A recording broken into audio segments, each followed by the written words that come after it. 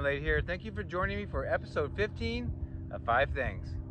So I have to give a big shout out to Terry Savini, a good friend of mine, and she gave me this idea because she lives on the East Coast and they're buried in storms, and she does get out and hike a little bit in the snow, but the temperatures and weather don't permit you to get out. So this is 5 things when you're preparing for a thru hike or a section hike or any long hike, and the weather limits you to getting outside and actually doing the physical training. So as you can see here, I live in sunny San Diego, California. It is January 2022. It's about 70 degrees today with a slight breeze, so it's perfect. We're blessed with great weather. But what if you live somewhere on the East Coast of the United States or anywhere in the world where you have harsh winters? What do you do if you're getting ready for a thru hike and maybe you can't do as much physical training like actually getting on a trail? So I've got 5 ideas that might help you at least mentally, physically, and emotionally prepare. So if you are in one of these crazy cold places and you can't get outside, number 1 is do a pack and gear shakedown. You may not have touched your gear since last season, or maybe it's all new, but pull it all out, look at it all, go through it, kind of decide if you have too much, not enough. If you want to switch something out from the season before, you have time right now before we get to thru hiker season and March through April, May. So look at everything and do a gear shakedown and just really be honest what you need and don't need.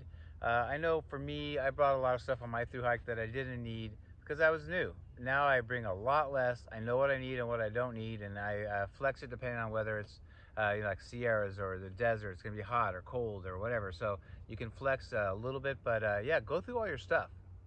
So you may have an upcoming thru hike planned, but maybe you could spend some time looking and researching online for your future goals after this year, or maybe later this year, depending on how much time you have. But once you complete this goal, maybe start researching, since you are stuck in the house, researching future hikes and goals and what's going to take, especially if it's out of country, something like that, but what it will take, and start setting up your next hike now. So number 3 is train. You can go to a gym, but if it's hard with the weather, you can train at your house. You can do core strength training, cardio, Pilates, yoga, and stretching is huge for your core and being on trail.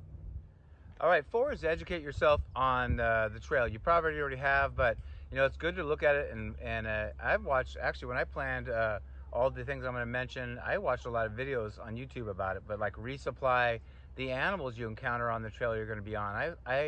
You are going to have maybe some animal encounters, but how to act towards some of the more dangerous ones. Resupply town food, like when you get to town, what is there to eat? Do you have to hitch? Can you walk into town? All that stuff. It's good to research. It gives you more of a base so that when you're hiking, you can just worry about hiking and think about that and not about all the other stuff.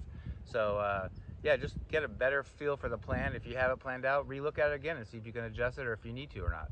And the 5th and final one is kind of, maybe sounds kind of corny, but is to watch people like myself or people on YouTube.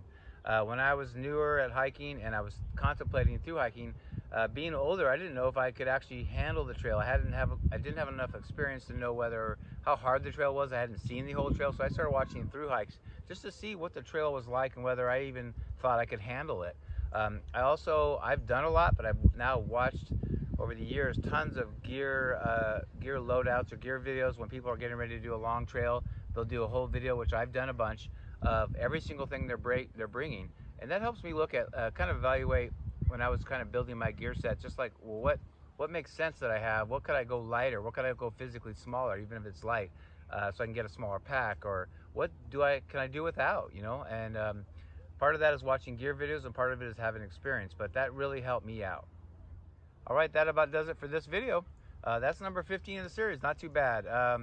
Thank you so much for watching. Don't forget to subscribe and like and hit that notification bell if you want to be notified every time I post a new video.